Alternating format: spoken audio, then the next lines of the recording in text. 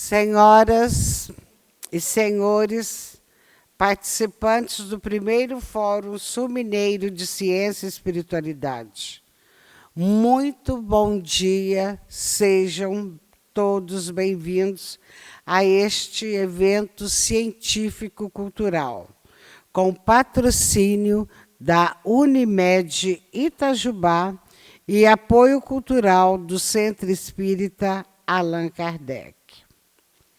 Convidamos o senhor Gilson para nos conduzir na oração ecumênica universal do Pai Nosso. Bom dia a todos, muita paz, sejam todos bem-vindos. Prazer muito grande de tê-los aqui nesta manhã histórica para esta cidade, onde a Unimed oferece para todos nós esse conjunto de palestras que acontecerão hoje, todas elas trazendo novidades científicas e interessantes para que a gente se preocupe, porque o tempo vai passando e o que é hoje, amanhã não será. E o que for amanhã, depois de amanhã também não. Por isso é preciso a gente acompanhar os passos do progresso e entendermos que um dia o Hipócrates deu essa luz da medicina para nós. Mas o que o Hipócrates sabia naquele tempo, hoje não é mais importante para nós, porque já houve um grande progresso. Então, hoje o que vai acontecer é exatamente isso, porque alguma coisa de novo está acontecendo, tá? Então eu vou pedir aos senhores, meus irmãos e amigos, que fiquem de pé. Agora a gente vai se ligar com a espiritualidade, uma dimensão paralela à nossa, e vamos orar aquela oração ecumênica, universal, que foi o grande médico das almas que nos ensinou. Pai nosso que estás nos céus, santificado seja o vosso nome, venha a nós o vosso reino, seja feita a vossa vontade, assim na terra como no céu.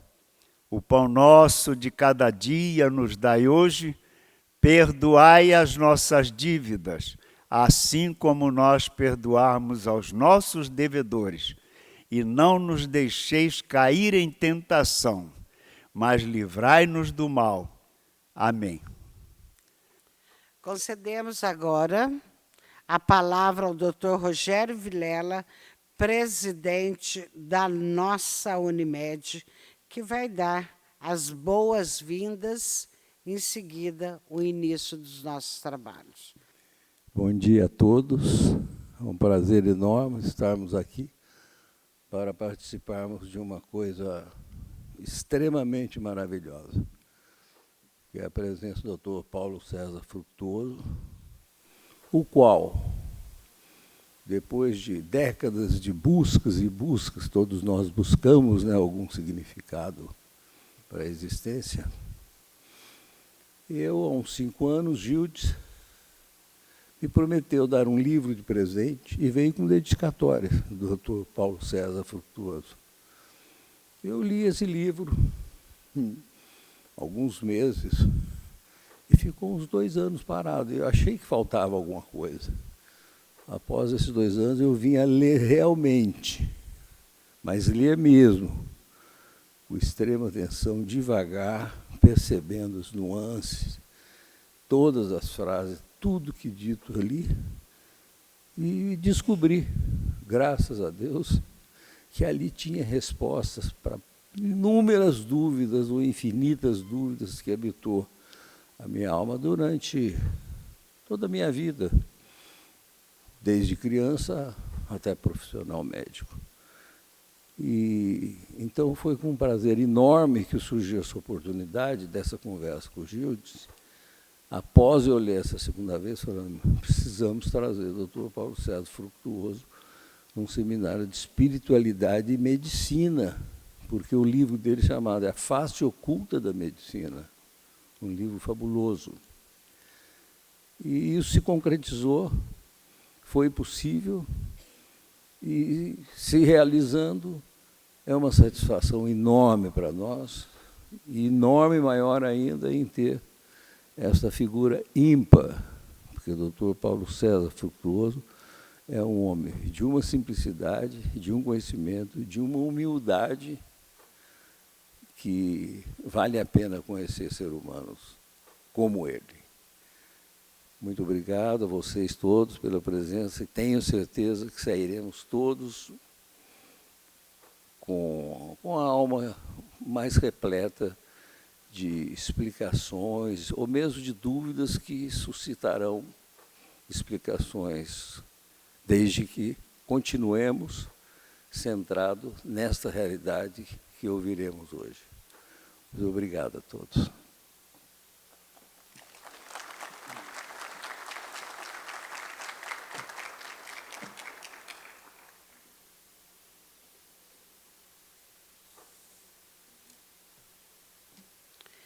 A ciência é um sistema racional de aquisição de conhecimentos. Fundamenta-se na metodologia científica. O objetivo único de seus estudos é a matéria, com exclusão total do elemento espiritual. De modo que o mundo não passa de uma máquina composta por matéria inerte. A natureza não tem propósito. O homem é uma máquina. A consciência é apenas um substrato da atividade cerebral. Isto é, extingue-se com a morte. O livre-arbítrio é uma ilusão coletiva. Deus é apenas uma cogitação subjetiva na mente humana. Exclui-se, assim, a existência do elemento espiritual em a natureza. Conquanto, de um ponto de vista pragmático, o conhecimento científico não é absoluto ou definitivo. É falseável e constantemente substituído frente às novas descobertas. Exemplo clássico deste axioma é o modelo geocêntrico de Ptolomeu, vigente por mais de 13 séculos, ou seja, 1.300 anos, até que a Revolução de Copérnico demonstrou o equívoco. Assim também a medicina desde o primitismo de Hipócrates, passando pela descoberta da anestesia, do antibiótico, a modernização de Abraham Flexner, até os dias atuais, os procedimentos passaram por procedimentos intocáveis, aprimoramentos em seus procedimentos, metodologias e instrumentação. De modo que o tão esperado futuro da medicina já chegou, é hoje. O médico moderno está precisando urgentemente de um novo perfil, como afirma o Dr. Aloysio Salles. O novo perfil médico neste novo milênio é o daquele homem que tem uma visão global da medicina, uma visão social de seu paciente, que antes de procurar curá-lo de seus males, procura educá-lo e preveni-lo deles, atendendo por dever ético e constitucional de servir como promotor da saúde e do bem-estar do seu próximo, que é um ser social, espiritual e cósmico. Está na hora de incrementar uma medicina preventiva fundamentada na educação. Antes de se preocupar com a doença, o médico dos tempos modernos deverá priorizar a pessoa do seu paciente. Dr. Harold Kenyon, da Universidade de Duke, grande pesquisador clínico sobre saúde e espiritualidade, recomenda que os profissionais de saúde levem em consideração o histórico espiritual de seus pacientes, respeitem, valorizem e apoiem suas crenças. Só orar com eles quando pedirem, sendo o ideal que o paciente inicie a oração para não se sentir obrigado a fazê-lo.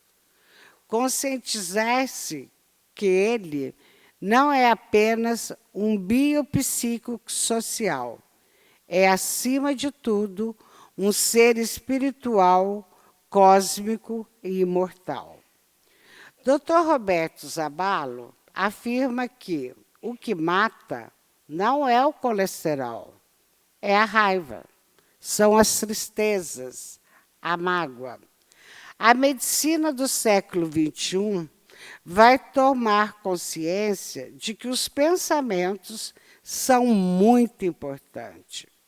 As especialidades de cardiologia e oncologia estão cada vez valorizando hábitos como nutrição e exercícios físicos. O eixo neuroimunoendócrino determina quais as substâncias que irão agir sobre a membrana. Os médicos do futuro vão mudar a percepção do indivíduo.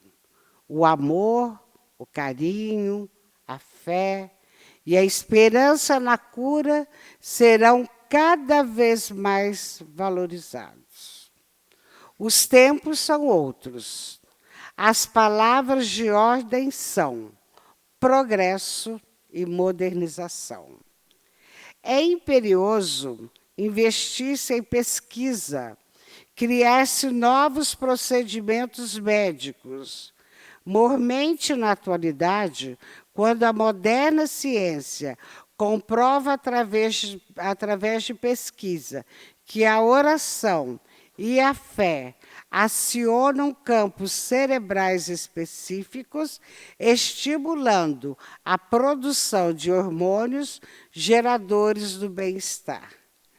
Mais do que nunca se impõe a curiosidade científica. Em 1963, esteve no Brasil o Dr. René Purriache, mais 3 especialistas. Tinham como objetivo pesquisar o fenômeno Arigó, cognome conferido a José Pedro de Freitas. O médico estrangeiro vai, então, pesquisar o feito de José Arigó. É operado por ele, e mesmo tendo testemunhas do fato, nada adiantou. José Arigó foi preso. É preciso espantar-se com a prodigalidade da natureza, com os desafios cotidianos, enfrentar-os criteriosamente na busca de procedimentos novos e eficazes como a ectoplasmia, exaustivamente estudado no século XIX por William Crookes e Charles Richet, Prêmio Nobel de Medicina em 1913.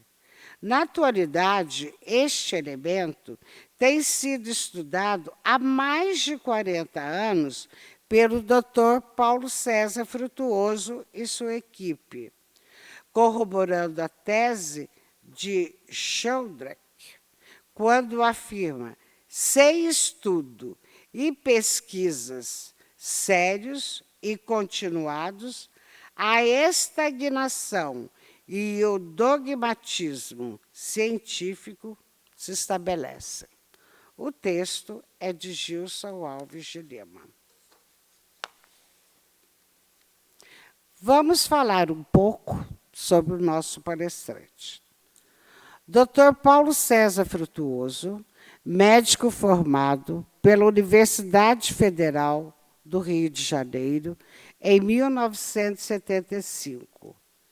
Mestre em cirurgia gastroenterologia, especialista em cirurgia oncológica e mastologia.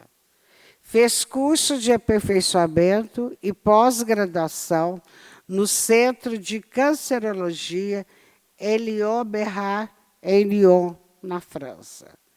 Cirurgião do Hospital Universitário Pedro Ernesto da UERJ. Professor de Clínica Cirúrgica da Escola de Medicina da Universidade Souza Marques, Rio de Janeiro. Membro titular do Colégio Brasileiro de Cirurgiões. Escritor e conferencista internacional e membro da Academia Brasileira de Médicos Escritores. Bom dia a todos. Não me vejam como um palestrante, elevado em títulos. Me vejam como seu ente querido. Estamos numa família. E é muito importante aquilo que tenha sido colocado nos nossos caminhos, como aconteceu comigo, que não fique somente conosco. Nós temos uma obrigação de transmitirmos a todos os interessados, e eu acredito que principalmente a classe a qual pertenço, a classe médica, no qual 80% não conseguem acreditar em nada além da matéria tangível. Mas isso tem uma explicação. Eu sou cirurgião há quase 50 anos. Eu nunca encontrei a alma nem o espírito em um dos corpos que eu abri. Então, nós precisamos, assim, de informações mais lógicas e mais racionais e que estão começando a se colocarem no nosso caminho. Por isso, nós estamos aqui hoje. Acredito que seja um encontro extremamente importante, porque eu me vejo como uma pedra de um quebra-cabeça que está sendo montado. E até onde eu percebo, esse quebra-cabeça tem a missão de salvar a humanidade. Temos certeza de que somos imortais. Sabemos que vamos e voltamos. Aonde vamos voltar? Na Ucrânia? Na Rússia? Na China? No Afeganistão? Em algum país islâmico onde as nossas irmãs são consideradas seres inferiores? O que acontecerá com esses pioneiros que levaram essas verdades a esses países? Serão trucidados, queimados, crucificados, degolados, torturados. Mas isso já aconteceu no passado. Aconteceu com os primeiros cristãos e o cristianismo é estaia. É a fonte, ou a vertente mais numerosa de seguidores do planeta Terra. Talvez 223 milhões de seguidores. E essa vertente a qual eu fui atraído pela ciência, o espiritismo kardecista cristão, só tem 165 anos. Como estará o espiritismo daqui a 2000 anos? Principalmente com as confirmações científicas de que o que as religiões pregam é verdade. Aqui está a nossa primeira apresentação. Para onde eu aponto?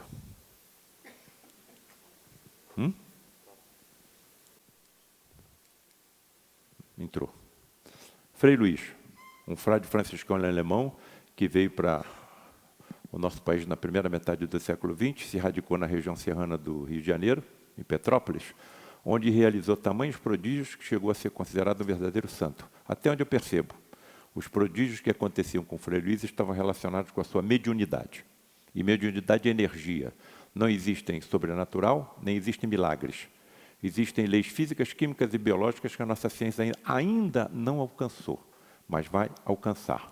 Aqui está o Lar de Frei Luís, o maior centro espírita do Rio de Janeiro, 125 mil metros quadrados, com uma atividade social intensa, asilo para idosos, educandário com mais de 500 crianças, atendimento à pobreza da região, com mais de 40 médicos trabalhando gratuitamente. E, curiosamente, o maior centro espírita do Rio de Janeiro é comandado por uma entidade católica.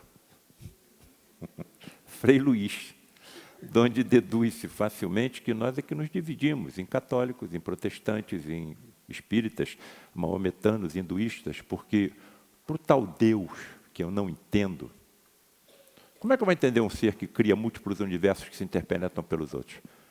Por enquanto, só tenho certeza que ele existe, porque o multiverso não pode ser obra do acaso, nem a vida pode ser obra do acaso. Para ele, não tem essas divisões. Nós somos um único rebanho comandado por um único pastor. No nosso caso, um Cristo planetário chamado Jesus. Um espírito que atingiu tamanha evolução em ciência, tecnologia e, principalmente, sabedoria e amor, que lhe foi concedido o governo de um planeta inteiro, desde que esse planeta era tão simplesmente uma poeira cósmica desprendida do Sol. E isso aconteceu há 4 bilhões e 500 milhões de anos. E as informações precisas que nos chegam do outro lado informam que esse espírito, aonde ele evoluiu, nos sistemas solares onde ele evoluiu, nem existem mais.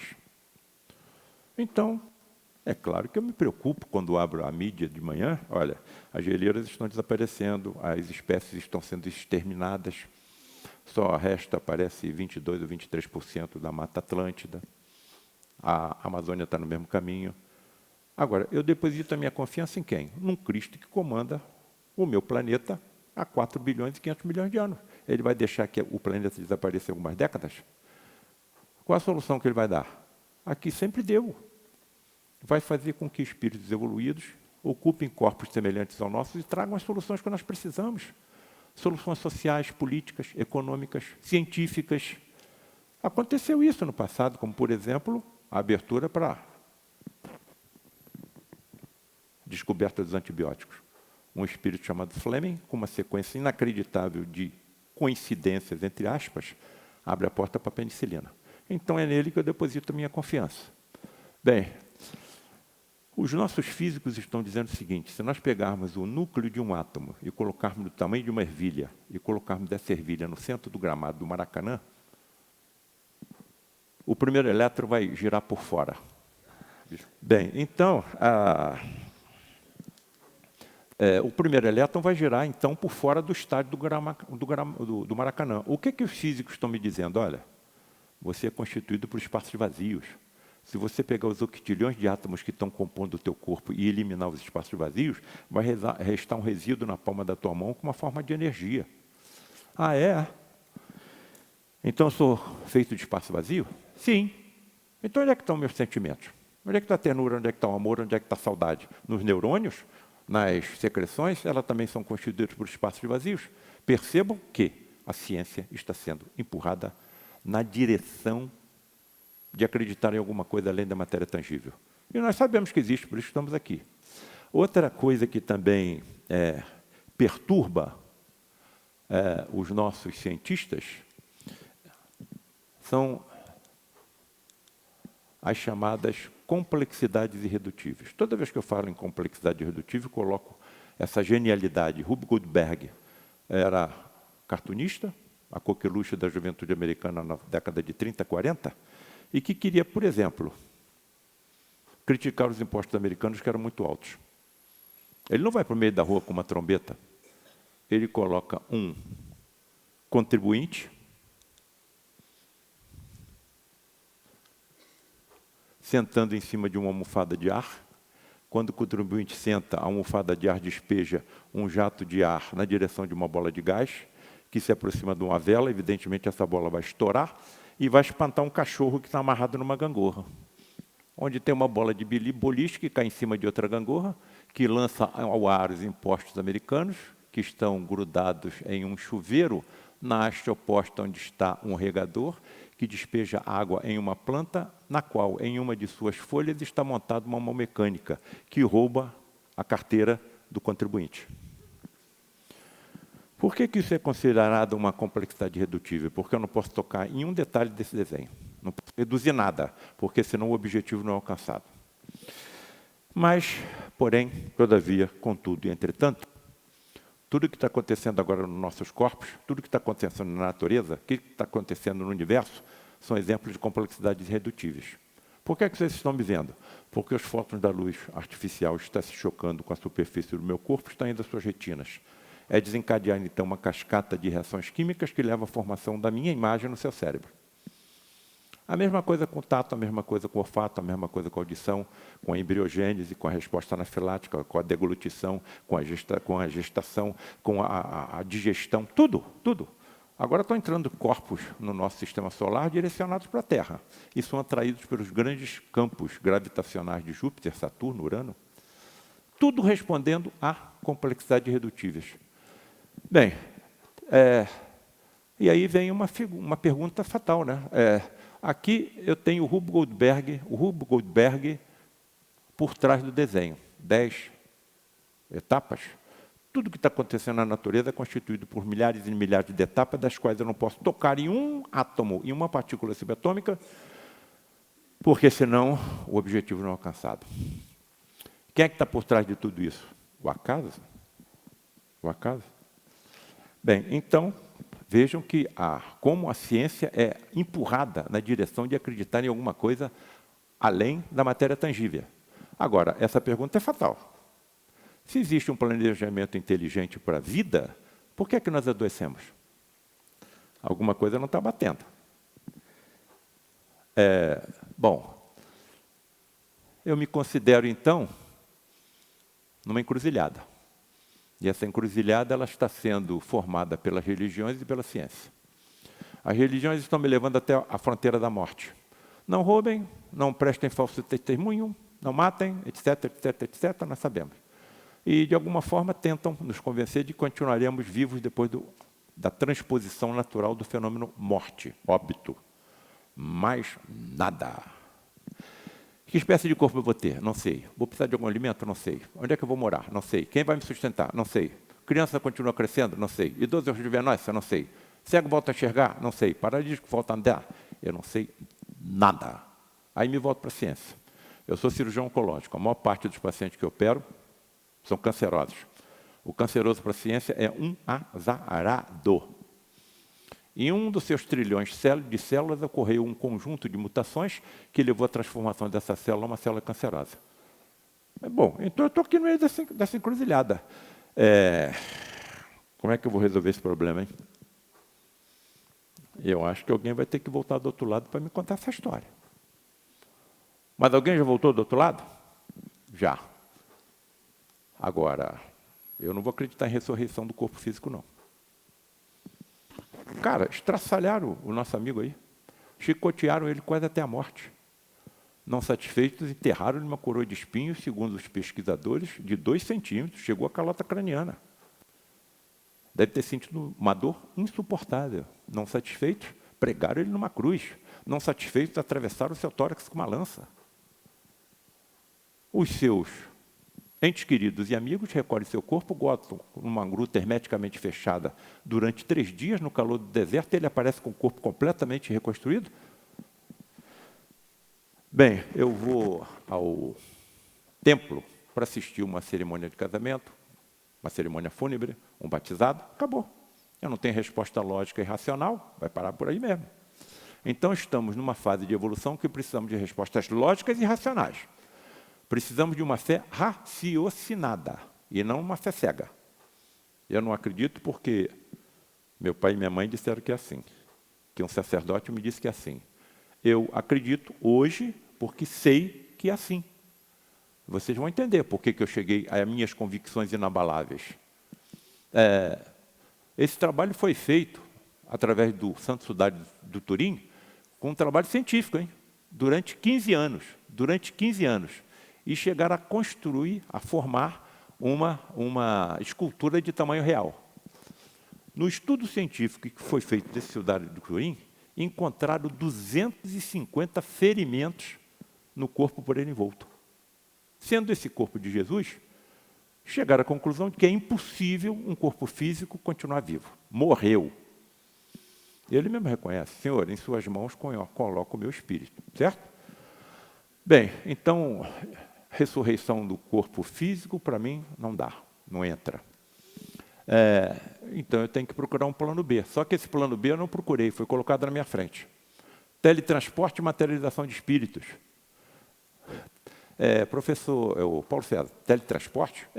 Eu estou acreditando que quando chegar o momento da minha passagem para o outro plano de existência, vai haver uma separação entre dois componentes, um componente físico-material e um componente energético, transmissor da vida ao meu corpo, e vital e imortal. E imortal. Vocês todos são imortais, acredite ou não acredite. E outra coisa, estão condenados à perfeição, não adianta fugir. Professor Gilson, não abusando da sua bondade, que é infinita, nem da sua paciência, Vossa Senhoria poderia me dizer como será seu conhecimento científico e tecnológico daqui a 1 milhão de anos? E daqui a 100 milhões de anos? E daqui a 1 bilhão de anos? Vai acumular cada vez mais conhecimento e vai embasar em sabedoria e principalmente de amor. Sabe o que vai acontecer com ele e com todos? Vão se sentir imensamente felizes, porque quanto mais conhecimento você puder acumular, melhor você vai poder praticar o bem. Não tem saída, tá certo? Bem, então, eu tive que tomar uma tremenda decisão. Estava saindo dos bancos da Universidade de Medicina. Isso está acontecendo até na minha casa. Eu me viro para a esquerda e nada disso está acontecendo. Alguém aqui vai se entregar anestesiado às mãos de um cirurgião que acredita em fantasmas? E se ele confessar que acredita em fantasmas coberto por lençóis? Esse cara não pode ser cirurgião, esse cara é maluco. É um fanático, esse aqui é um alucinado. Esse cara deve ser um serial killer. Ou então me viro para a direita. E quando me viro para a direita, encontro, estarrecido, uma grande quantidade de grandes nomes da ciência e da história que pesquisaram, estudaram os mesmos fenômenos que estavam sendo colocados à minha frente e concluíram que tudo era verdade. Nunca mais paro de estudar. Vou pesquisar. Isso já vai há 45 anos.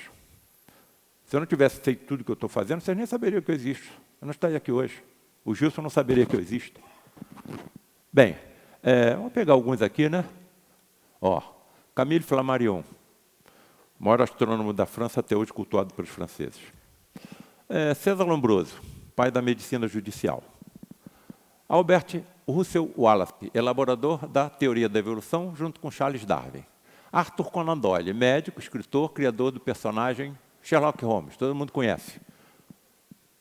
Bota aqui o Luiz da Rocha Lima, o presidente do lado de Frei Luiz, quando eu lá cheguei, o maior homem que eu conheci na vida. Profundo estudioso da ciência da mediunidade, de quem eu procurei extrair todos os conhecimentos que eu pude ao longo de 20 anos. Tiro desse grupo 3, Alex Carrel, Prêmio Nobel de Medicina de 1912, por ter descoberto as substâncias anticoagulantes. Graças ao trabalho desse homem, milhares de vidas estão sendo salvas nesse momento. Charles Lichet, Prêmio Nobel de 1913, descobridor da resposta anafilática humana. Graças a esse trabalho, milhares de vidas estão sendo salvas. William Crookes, um dos maiores físicos da história, descobridor dos raios catódicos, do elemento radiante da matéria, do elemento tálio. Só tem fera. Qual é o denominador comum dessas feras? Todos eles estudaram determinados indivíduos extremamente raros em toda a história da humanidade, denominados pelas correntes espiritualistas como médiums de efeitos físicos. Indivíduos que desmaiam, entram em transe mediúnico e quando estão nesse sono profundo, evidentemente relacionado com a produção de grande quantidade de melatonina pela epífise, o hormônio do sono, começam a expelir pelos orifícios naturais do corpo, principalmente boca, nariz e ouvido, uma substância, um fluido energético que a nossa ciência ainda não alcançou e que está presente em todos nós. E que está presente em todos os seres vivos, sejam os vegetais ou animais, ou hominais. Nesses indivíduos se extravasa com mais facilidade. Até onde eu entendo, existe um componente extrafísico entre o corpo material e espiritual, denominado tela búdica, que está impedindo que nós sintamos o toque dos espíritos que aqui estão. E, muito provavelmente, a multidão de espíritos que aqui está é muitíssimo maior do que a nossa. Nesses indivíduos, essa tela búdica é mais fina e delgada. Por isso, o ectoplasma, que é o nome dessa energia, e que foi batizada por Charles Lichet, se extravasa com mais facilidade. É com essa energia que aqueles que estão habitando em universos paralelos ao nosso, pode chamar esses universos paralelos de plano espiritual, plano astral, plano celestial. Para mim, isso tudo hoje é sinônimo. Podem de lá se teletransportar e, durante alguns momentos, se materializar. Se alguém está escutando esse termo pela primeira vez, saibam que, se tivesse um espírito teletransportado e materializado aqui, todo mundo ia ver. Se ele pegasse esse microfone e falasse, todo mundo ia ouvir. Se ele exalasse algum odor, nós íamos perceber. É proibido tocá-lo, porque na hora que você toca, atinge o médium e a própria entidade. Mas se fosse possível tocá-lo, ele é tangível. 2 principais motivos são utilizados pelos mentores que nos acompanham como evolução de uma família universal para que esses fenômenos tão difíceis, perigosos, com manipulação de tremenda quantidade de energia e extremamente raros aconteçam no nosso planeta. Primeiro, atendimento a pacientes graves, porque a nossa medicina pouco pode ajudar, porque quem mais se teletransporta e se materializa nesse encontro são médicos, e que já passaram por aqui, e estão agora atuando em uma medicina ultra evoluída em relação à nossa. Principalmente cancerosos, então, como a casa não existe, a área que eu mais atuo, será que foi por isso que foi colocada essa história no meu caminho? Outra motivação menos importante. Lampejos, clarões, relâmpagos lá no horizonte, do que será a medicina mediúnica do futuro, o título de um dos nossos livros, onde eu acredito que os médicos serão poderosos médiums, com poderes sensitivos muito evoluídos e com manipulação dessas energias existentes nos nossos corpos físicos e extrafísicos. Certo? Bem, esses médiuns podem ser tanto homens quanto mulheres. Bem, estão reconhecendo quem é que está aqui? Francisco Cândido Xavier, né? Está do lado de um desses médiuns em transe, expelindo o ectoplasma em forma de uma substância parecendo espuma de barga, principalmente pela boca, pelo nariz, pelos ouvidos, e uma entidade ao lado dele se materializando. Vejam que a fisionomia é uma fisionomia feminina, então não é um médium. Então não é um médium. Certo? A maior parte das ocorrências similares a essa, as entidades se exteriorizam da cabine, onde um médium encontra-se desmaiado, e a cabine funciona como um condensador das energias que dele se extravasam, vem recoberta por mantos alviniscentes e luminescentes, que foi o que me levou a acreditar que as antigas histórias de fantasma coberto por lençóis têm origem no teletransporte e na materialização de espíritos.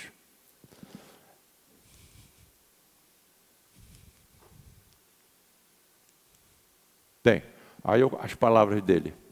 Materialização de espíritos.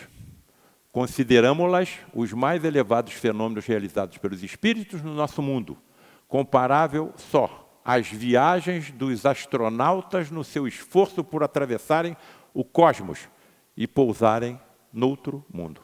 Aqui está a referência bibliográfica do livro Páginas de uma Vida. Bem, quais são essas condições para que isso aconteça? Presença de um médium de efeito físico. 70% da energia sai dele. Os outros 30% da natureza que envolve o local e da assembleia que o acompanha. Atenção, atenção e atenção. Essas energias são sensíveis ao próprio pensamento. Então, eu não posso entrar numa reunião dessa pensando nas contas que eu tenho que pagar amanhã, na festa que eu tenho que ir hoje à noite, no aborrecimento que eu tive no meu lar ontem, ou no meu ambiente de trabalho ao longo da semana. Porque estarei criando brechas para quê? Vocês não sabem o que aconteceu comigo. Se me derem a honra de ficar até o final, à tarde, tomem um calmante. Não tem a mínima intenção de que essas verdades cheguem a nós. E bloqueiam essas verdades. Nós estamos num planeta que está só no 2º degrau da evolução universal. Daí chamado planeta de provas e expiações. Quer dizer, se eu fosse habitar uma penitenciária, que companhia eu teria? Criminosos.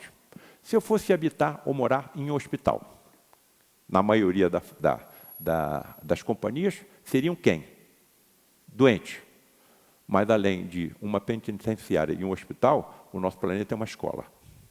Nós estamos aprendendo. E, felizmente, temos a dádiva do esquecimento, porque muitos de nós muitos de nós, começamos a ter contato nessa encarnação de grandes inimigos em vidas passadas. Amigos, entes queridos. E aí aparamos, graças a esse esquecimento, as arestas. Quando passamos pelo outro lado, pode ser que nos lembremos até um determinado momento. Mas a remoção dessas arestas facilita a nossa reaproximação, o nosso perdão. Bem, presença de uma seleta assistência, lógico, médium devidamente consciente, preparada, proibido álcool, fumo, sexo nas 72 horas que antecedem. Na hora que eu entro em orgasmo numa relação sexual, grande parte do meu ectoplasma é expelido. E quando eu entro numa reunião dessa, em vez de ajudar doando, eu absorvo. E estou tirando a energia que vai ser utilizada em benefício de quem? Do doente, que são levados a essas reuniões. Quando o animal é abatido, a sua carne fica impregnada de fluidos barônicos, nocivos e pesados. Ingiro essa carne, contamina o meu ectoplasma. Com uma exceção que é permitida, a carne de peixe. Curioso, por que a ingestão de carne de peixe é permitida? Local afastado e rodeado por vegetação. Ausência de luz artificial e natural, porque os fótons afetam o ectoplasma, a entidade e o médium. Se você está na escuridão completa, como é que você vai ver uma entidade saindo da cabine materializada? Porque quando ela sai emitindo luz pelo seu corpo. Assim como acontece com birilampo, com vagalume, com os peixes abissais, com as bactérias oceânicas e outros animais. Bioluminescência. Aí eu posso colocar o termo bioluminescência astral. Bem, Paulo César, escuta aqui. O peixe, quando morre, também não sofre? Claro, olha a curiosidade científica que sempre me açoitou, me espetou. Doutor Rajá Lima, por que o peixe é permitido? Porque o cardume tem um perispírito coletivo. Por isso, quando você bate na água com a vara, o cardume quase instantaneamente se volta para a mesma direção. Quando você tira uma unidade desse objeto, desse conjunto, há sofrimento, mas muito menor do que acontece com o mamífero e com a ave. Outra informação preciosa e científica. Eu não acredito em milagre. Para mim, religião e ciência são duas faces da mesma moeda. Outra informação preciosa que esses amigos nos trazem. A carne no peixe é rica em compostos fosforados. Os primeiros fenômenos que acontecem numa reunião dessa são tremendos relâmpagos que saem da cabine onde está um médium desmaiado. E essas radiações ultravioletas, hein? Olha os compostos fosforados, funcionam como esterilizante da atmosfera da sala, impedindo, assim, a infecção das cirurgias hiperfísicas que esses médicos executam. Entendo cirurgias hiperfísicas daquelas que ultrapassam os limites físicos do corpo humano e atingem o corpo extrafísico. Muito provavelmente, o envoltório, chamado perispírito, e que já está sendo estudado pela ciência com outro nome, campo morfogenético. Aonde está colegas que me honram com a presença. Uma grande quantidade das doenças que nós tratamos somente como os efeitos, não sabemos as causas. Estão percebendo a importância de encontros iguais a esse? Isso tudo vai ser discutido nas escolas de medicina do futuro, nos congressos, nas sessões clínicas, nos seminários. É só questão de tempo. Paulo César, você fala com tanta firmeza. De onde você tirou essas conclusões inabaláveis? Vocês vão ver. Bom, e ajuda também a você compreender algumas passagens evangélicas. Aí você começa a ter uma fé raciocinada. Jesus sobe o Monte Tabor acompanhado com 3 discípulos. Lá em cima aparece Moisés e Elias. Moisés já tinha morrido há mais de 1.500 anos. Elias há mais de 800 anos. E aparece ao lado de Jesus, amigos queridos, entes queridos, imortais, amiguinhos. Estamos sentados na sala de visita da nossa casa. Vou fazer uma perguntinha para vocês, está bem?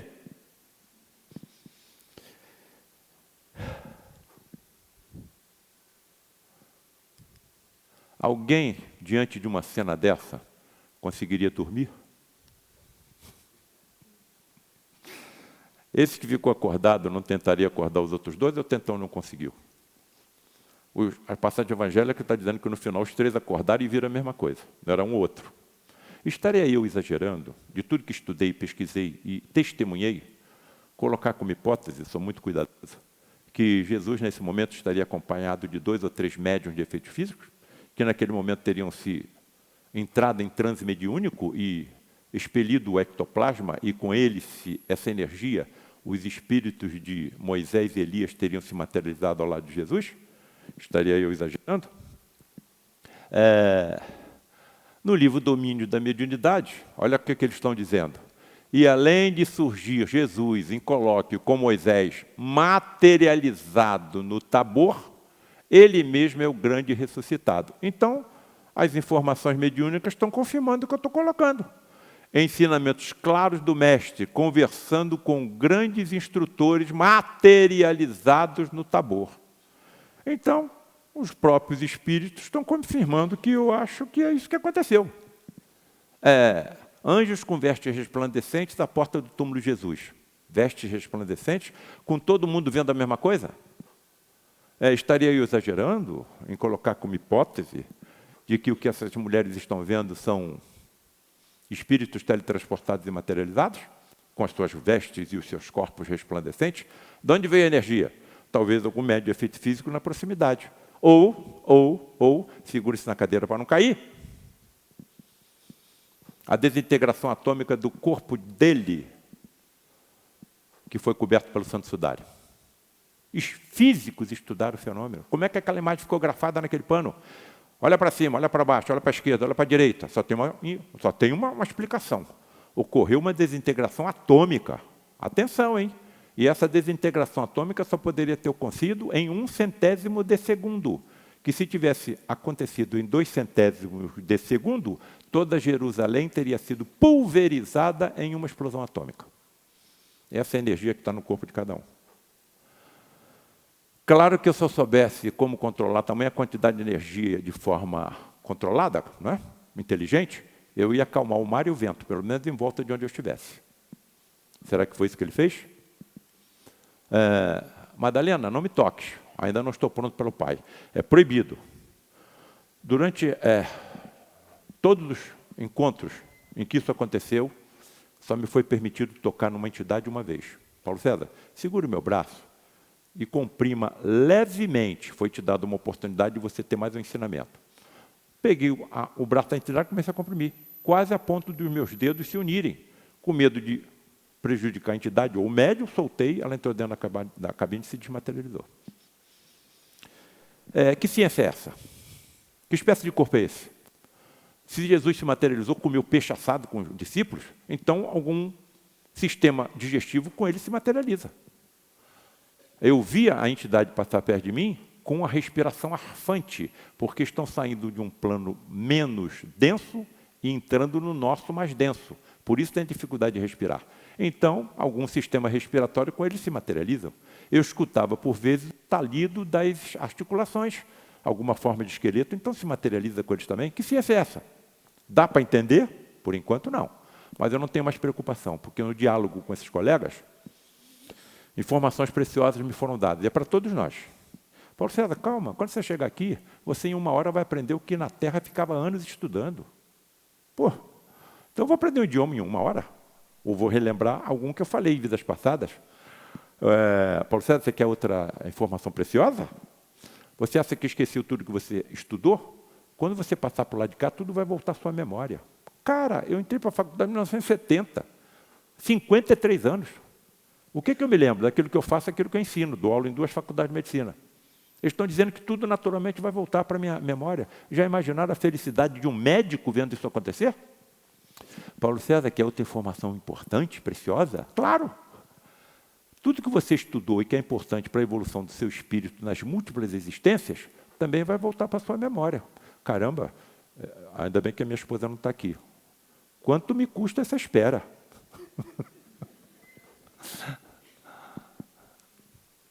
Bom, então eu vou agora convidar os amigos para 4 reflexões. Eu vou utilizar o símbolo do pensador, de Rodin. Rodin, como é que você conseguiu assim, construir essa imagem tão perfeita desse pensador? Como é que você esculpiu isso? Eu não esculpi. Eu só tirei o mármore que estava em volta dela, já estava incrustada dentro do bloco de mármore. Olha a simplicidade e a humildade dele. E se um médico estivesse presente em uma dessas sessões? E se outro médico, habitante de outro universo, ali se materializasse? E se fosse possível diálogo entre esses dois médicos? E se tais diálogos se prolongassem por 40 anos? Pois foi exatamente o que aconteceu comigo. Vou voltar para onde? Estão me reconhecendo aí? Cabeça cheia de cabelo? Olha quando começou isso, 1978. Vocês não estão vendo aqui um médico paramentado para entrar na cirurgia, não. Vocês estão vendo um espírito materializado de um médico que saiu da cabine e o médium está lá desmaiado. Você tem certeza que o médium está lá desmaiado? Tenho. Como é que você chegou a essa certeza?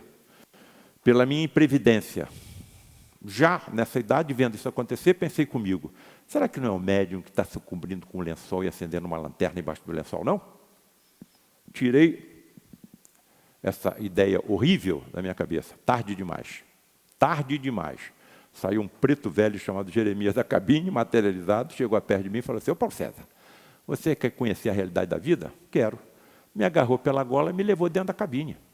Quando chegou dentro da cabine, se deixou poderosamente iluminar e eu vi o médium envolto em cobertores, deitado no leito, a entidade materializada do meu lado, e 70 pessoas vendo isso acontecer, e o corpo do médium com uma diminuição de 30% a 40% da sua massa física. Como é que ele continuava vivo? O que estava acontecendo com o seu cérebro, com o seu coração, com o seu esqueleto, com a sua circulação? Que ciência é essa? Não dá para me entender. Por enquanto, eu estou comprovando que isso existe e que pode acontecer. Quando o Frederico se materializou e foi fotografado, tanto está materializado que impressionou uma chapa fotográfica, se materializou com o lírio em suas mãos. Sabe quem é o Frederico?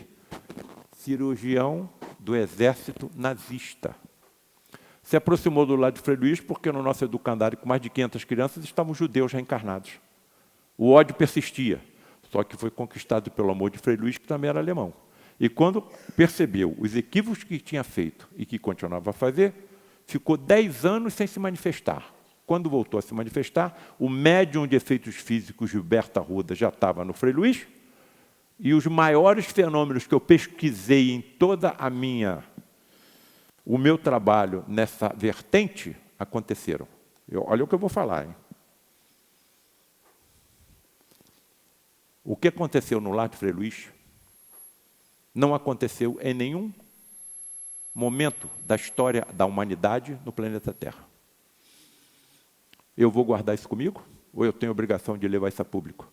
Principalmente na época em que nós estamos vivendo. Ele se incorporava ou se encarnava em um médium, batia os calcanhares, levantava a mão ao ar e saudava Hitler em alemão. E o médium só falava português. E ele falava em alemão. Tinha um senhor austríaco no grupo que entendia o alemão e ia traduzindo tudo o que ele falava. Pelo fenômeno da xenoglossia, quando a entidade fala, através do médium, línguas desconhecidas do médium. Bem, qual a energia necessária à materialização de um corpo humano com 81 quilos, que é provavelmente o peso de Jesus, que ele tinha? Novamente, vou mergulhar na ciência, tá? Bom, o que aconteceu? Eles pesquisaram.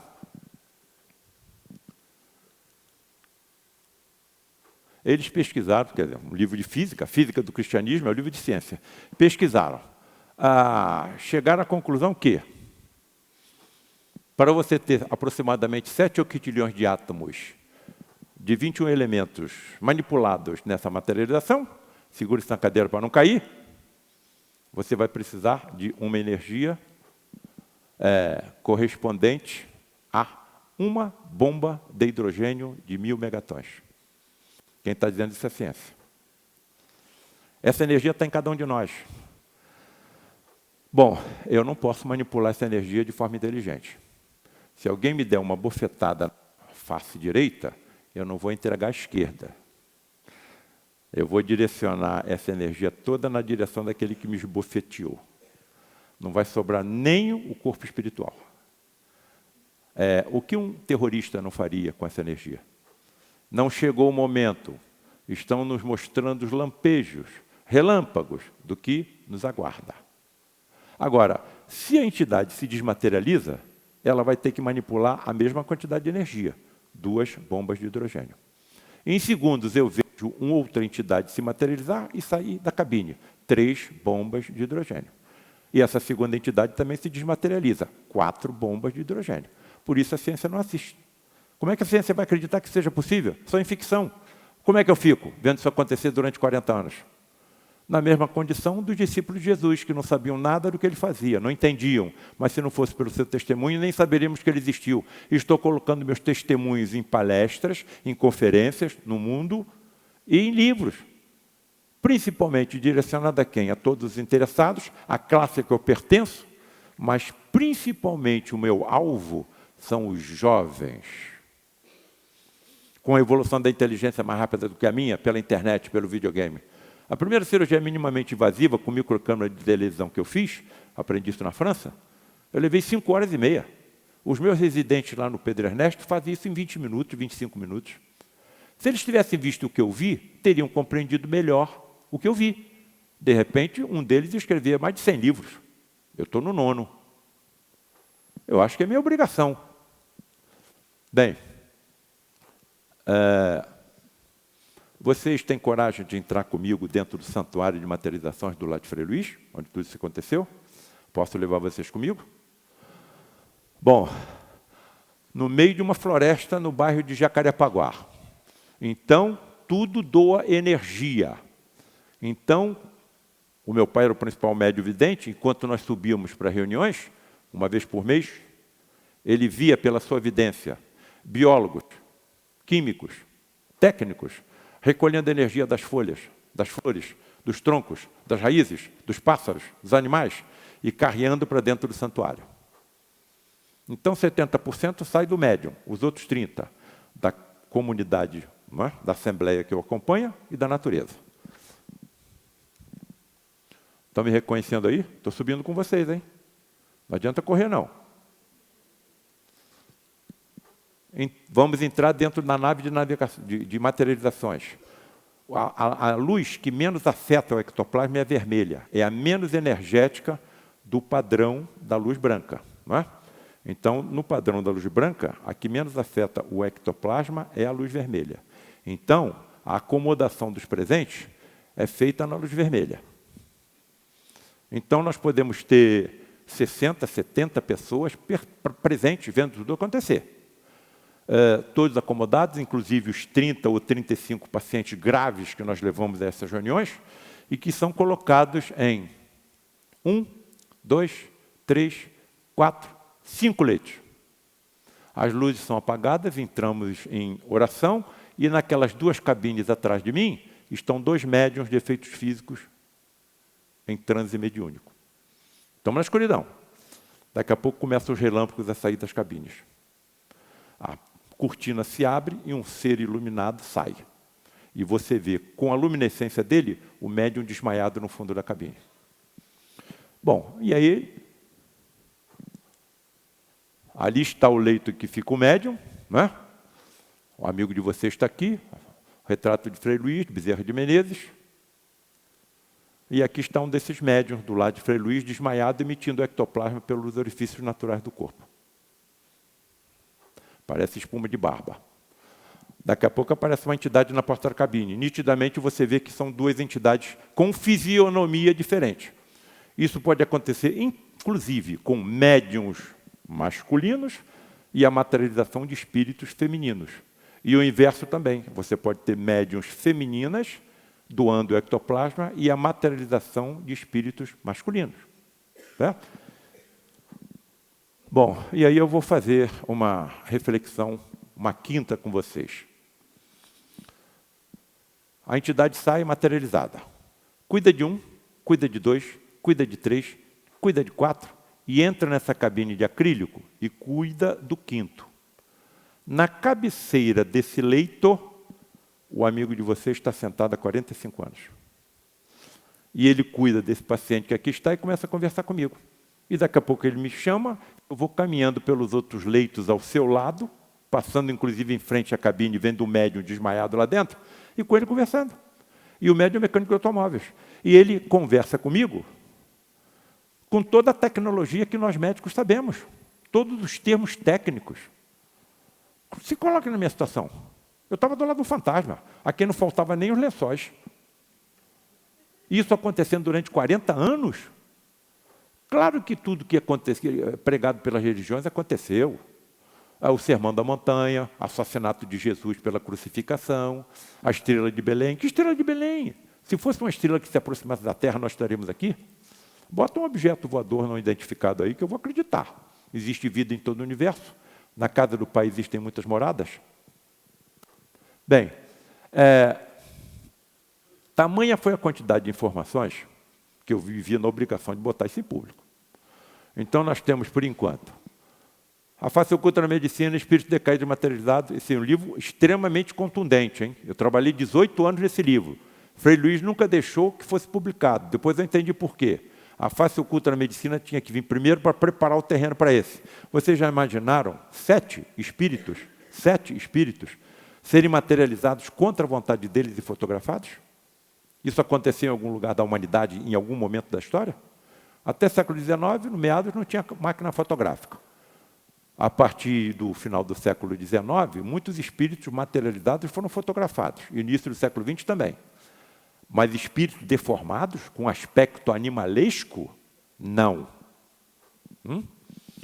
E aí vem reflexões espiritualistas e científicas de um médico, alienígenas ou médiums, a medicina mediúnica do futuro, planos espirituais ou universos paralelos, câncer, aspectos históricos, científicos e espiritualistas, fenômeno de teletransporte e materialização de espíritos. E o 9º já falhou. Medicina e ectoplasmia. Estou pensando num 10º, mas eu vou precisar da opinião dos meus amigos, tá bem? Só vou editar o 10º se vocês me autorizarem, tá? Bem, tamanha é a quantidade de informações que eu fui levando que a minha vida virou um furacão. Eu estou sendo levado para falar até em faculdade de medicina fora do país, na França, Portugal, Estados Unidos. Tamanha é a necessidade de informação, quem somos, de onde que nós viemos, para onde que nós estamos indo, onde é que estão os nossos entes queridos. Bem, olha aí, estou falando de faculdade de medicina, hein? Médicos, professores, estudantes, plateia igual a que está, erudita, com conhecimento. Então, nós estamos precisando de informações lógicas e racionais. Esse é o motivo de hoje, dessa primeira apresentação. A Face Oculta na Medicina já está traduzido para o inglês, para o espanhol, para o alemão, terra de Frei Luiz e de Frederic, já está traduzido para o francês, já está aguardando a edição, e está sendo traduzido para o italiano. Onde vai parar? Mais de 500 mil cópias vendidas, com todos os direitos autorais doados para a atividade social do lado de Frei Luiz, não tem nenhum interesse financeiro. O meu interesse está na verdade, para tentar modificar esse redemoinho que está avassalando a nossa humanidade. Como é que era possível nós presenciarmos a ameaça de uma bomba atômica no século XXI? Se soubesse que os aguarda, estariam fazendo o que estão fazendo? Bem, esse livro se baseia, então, em diálogos entre 2 médicos, um encarnado e outro desencarnado, teletransportado e materializado pela ectoplasmia. O que eu vou mostrar? Algumas perguntas que eu fiz a esse colega, qualquer médico faria.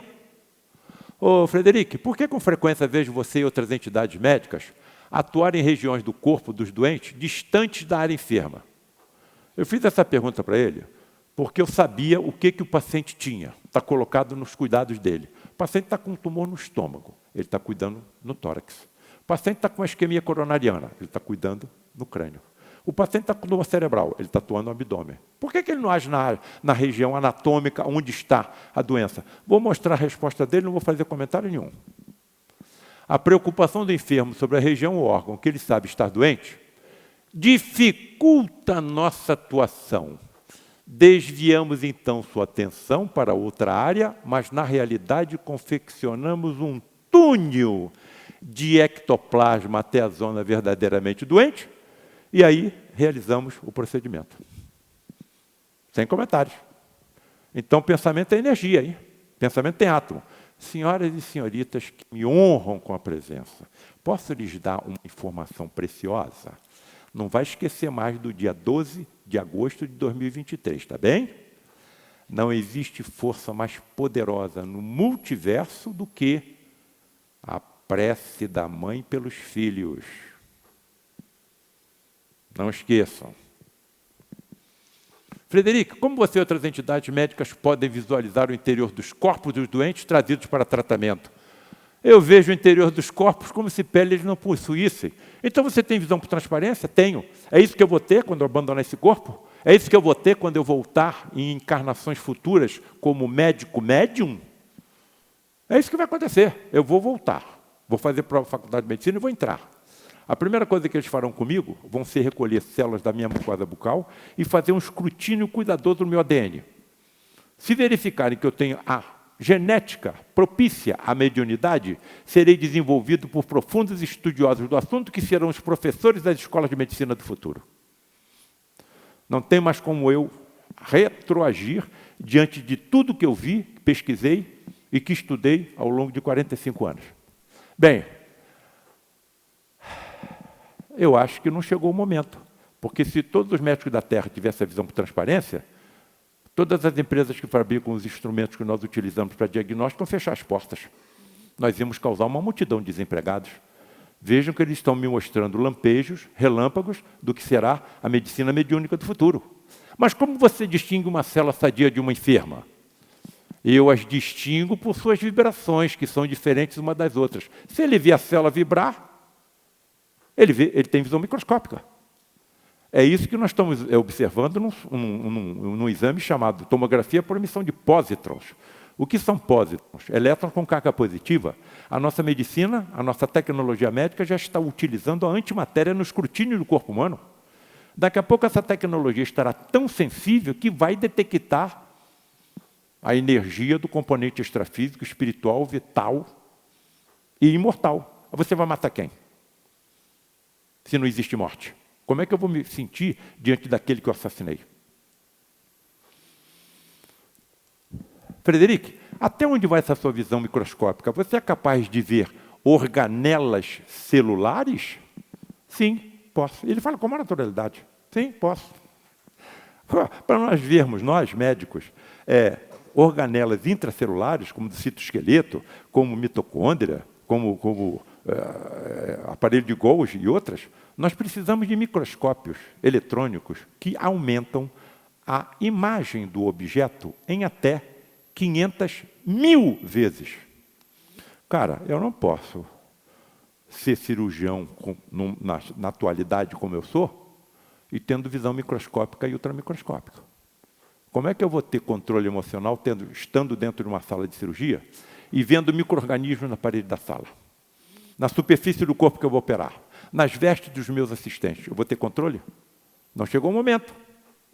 Estão me dando informações do que é que vem por aí, do que é que está no horizonte.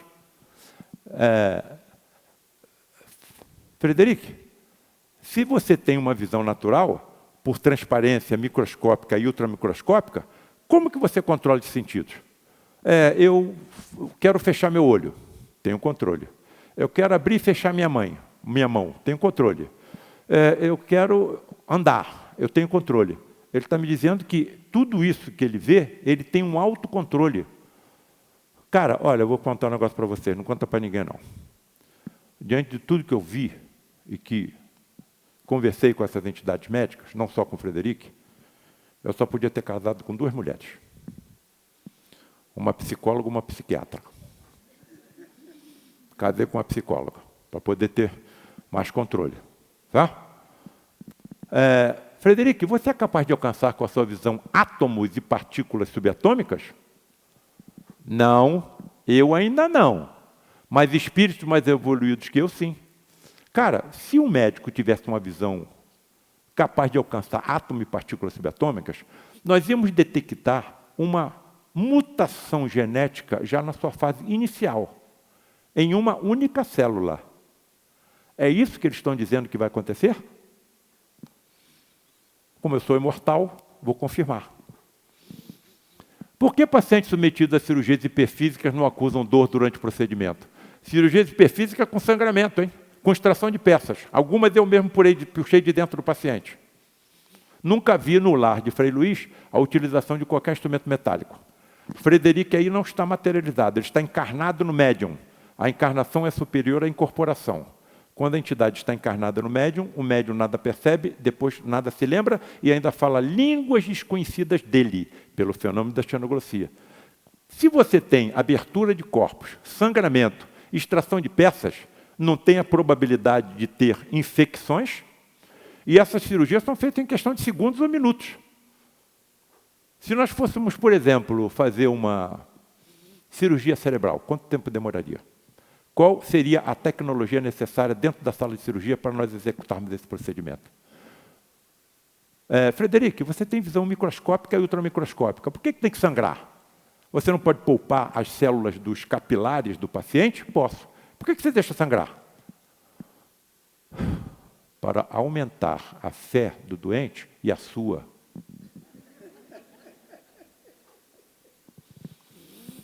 Bom, cirurgias hiperfísicas. Os nossos anestesistas sabem como estimular os pacientes, os neurônios do paciente, a produzirem substâncias anestésicas que estão nos nossos neurônios, chamadas endorfinas, entendam, morfinas internas e encefalinas. Essas substâncias foram descobertas no deserto do Saara, em camelos e dromedários mastigando frutos espinhosos, com sangramento da gengiva e ainda apanhando do condutor. E não sentiam dor. Isso despertou a curiosidade dos biólogos. Vamos pesquisar o fruto para ver se tem substância anestésica no fruto. Não tem. Vamos pesquisar o plasma dos animais quando eles estiverem mastigando esses frutos. E aí descobriram, na década de 70 do século XX, as endorfinas e encefalinas. Algumas dessas endorfinas e encefalinas possuem uma capacidade anestésica até 200 vezes maior do que qualquer morfina que nós compremos no mercado. E se os nossos anestesistas soubessem como fazer isso? Então não existe milagre, não existe sobrenatural. Existem leis físicas, químicas e biológicas que a nossa ciência ainda não alcançou. E já para o término da nossa primeira apresentação, a última pergunta que eu apresento.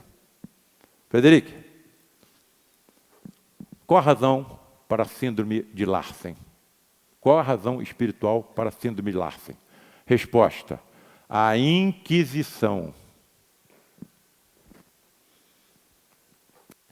Entrou uma senhora empurrando uma cadeira de roda numa reunião pública. Frederico estava atuando encarnado no médium, eu ao lado dele. Aí, essa menina de 30 anos apresentava deformações todas nas articulações. Punho, cotovelo, ombro, clavícula, coluna, joelho, tornozelo. E aí o Frederico se aproximou e falou assim: Paulo César, veja o que nós fazíamos na Inquisição. Nós? Sim.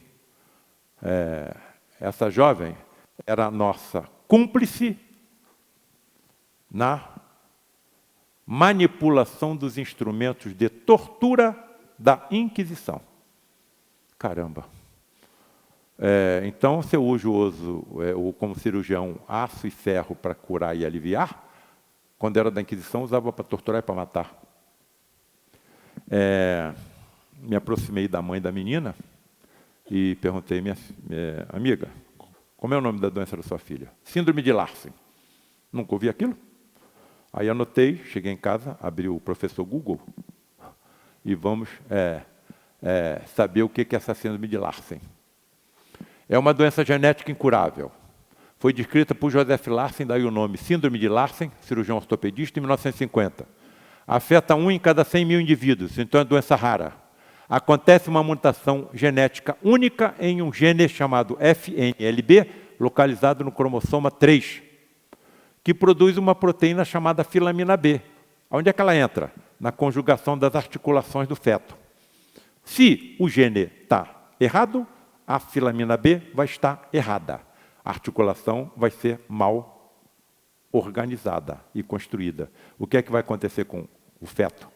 Luxações sem trauma.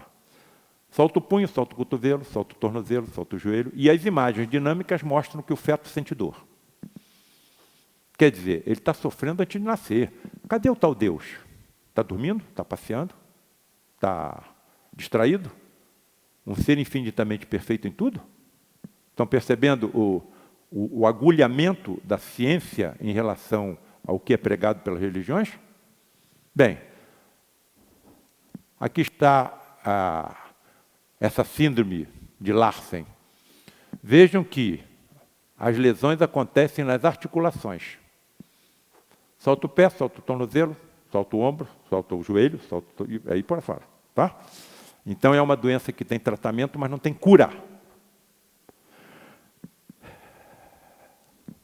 Foi mais ou menos isso que eu vi. Deformações nas articulações, tá bem?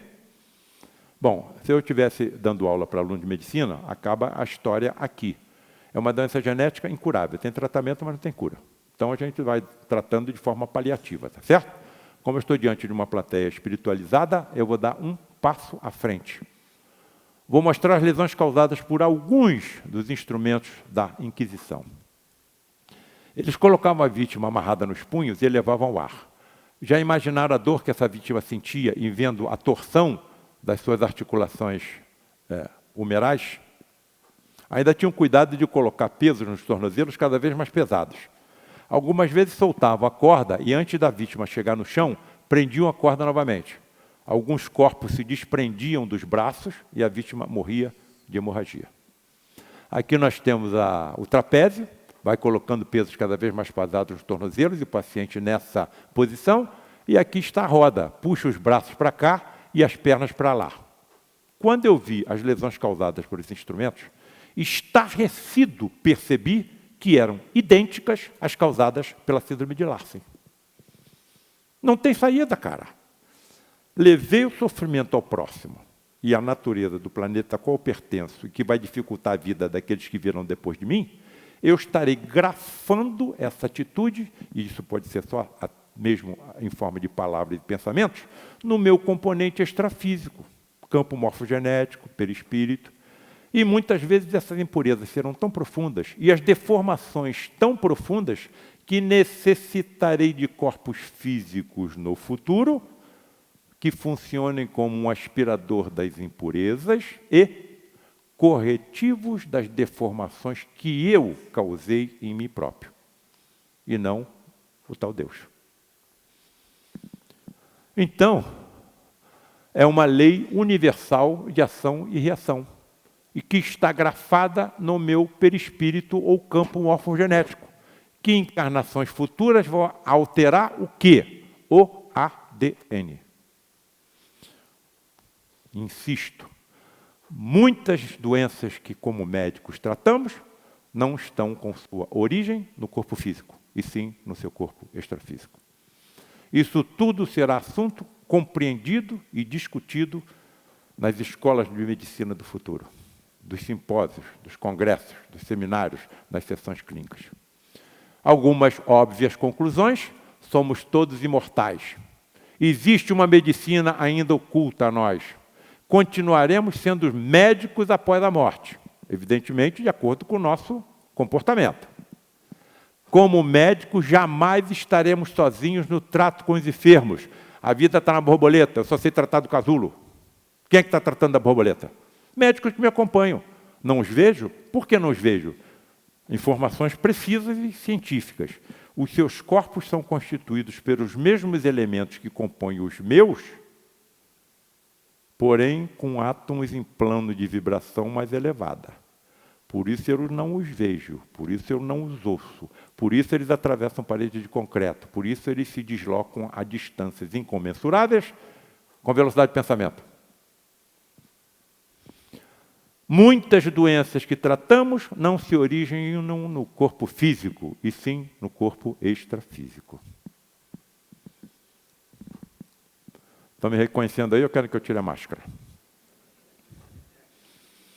Então, para mim, um hospital, um ambulatório, um consultório, uma sala de cirurgia é um ambiente sagrado. Um ambiente sagrado. Nas próximas apresentações, por exemplo, a Medicina Mediúnica do Futuro, eu vou mostrar para vocês o que uma médica médium me relatou que ela vê quando entra num centro cirúrgico, numa sala de cirurgia. Então, eu, sabendo tudo que sei hoje, toda vez que entro numa sala de cirurgia, coloco essa imagem na minha mente. Que Deus me ajude, sempre é bom pedir. Que esses colegas que estão me ajudando, e ouso afirmar, hein? Ouso afirmar. Falei isso lá no Senado Federal. Fui, assim, surpreendido uma homenagem no Dia do Médico por causa desse trabalho que eu faço. Me levaram para ser homenageado no Senado Federal, nunca imaginei isso acontecer. Aí falei lá, ouso afirmar que muito dos sucessos que nós obtemos com os nossos pacientes não obteríamos sem essa ajuda imponderável aos nossos pobres 5 sentidos. Então, agradeço muito a atenção, a gentileza, a educação com que estão me assistindo. Me coloco aqui para alguma questão que possa surgir.